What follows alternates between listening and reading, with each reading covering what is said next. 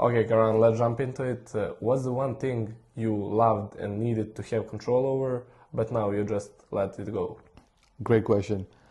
So for me, the number one thing I'd like to control in life is I would say people.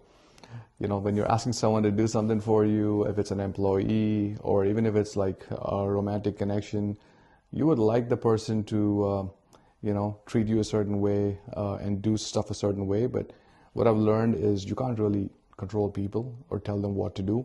You can create incentives so that they do stuff that is going to serve your and their purpose. So I've learned to now let go. And the other thing I've learned to let go of is validation.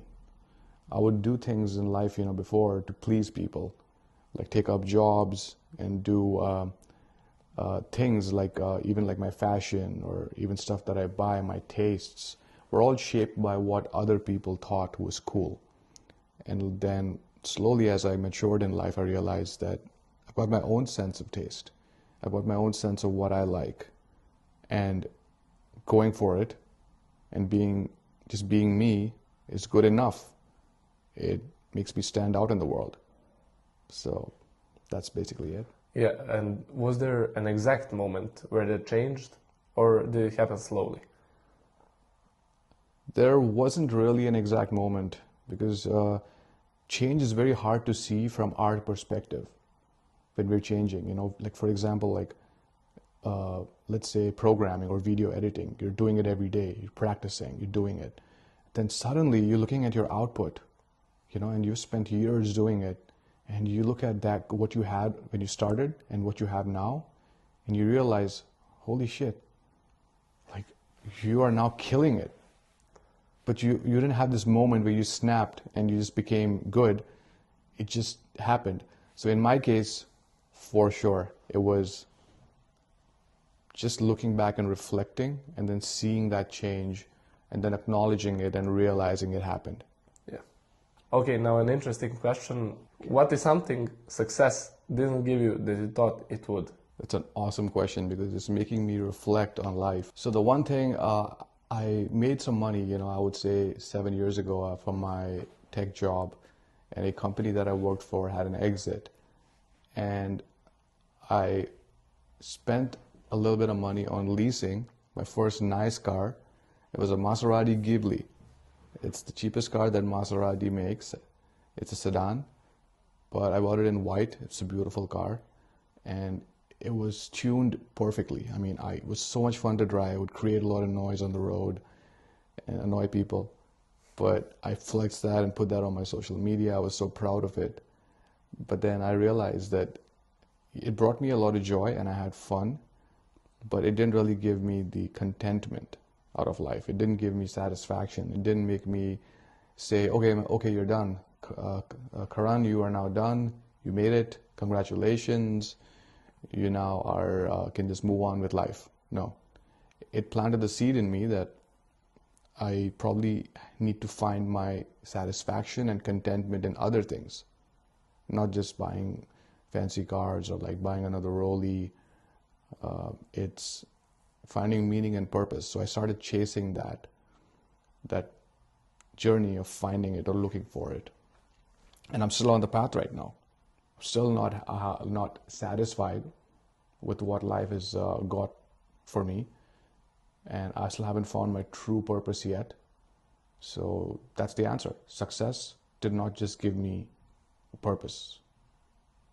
So, if you met yourself from 10 years ago, what would surprise him the most about your life now? So the first thing I would say is if I met me 10 years ago and I had a chance to tell him something and even compare where he was to life now, I would say he is nowhere close to achieving what he is going to achieve in life as a man, and he has no idea what he is going to do in terms of how he helps people, his fashion, his investments, his influence on the world. He has no idea how big he was going to get.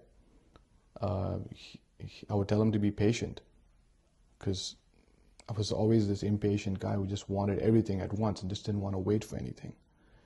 And the good things in life always take time. It's a multi-year grind. But what I would be most proud of is the people's lives that I am going to affect on the way. I'm going to tell that guy that, Karan, you have no idea how many people's lives you're going to change. You're going to help them out. You're going to give them investment advice. You're going to genuinely help them at times in their life when they needed it, and they're going to do really great. And you are going to be very, very proud of it, because at the end of the day, it's not about just us doing well. It's about enabling others to do great. And seeing that transformation is what is going to make me go crazy. What's something that impacted your mindset more than you even realize? Oh, that's a good one.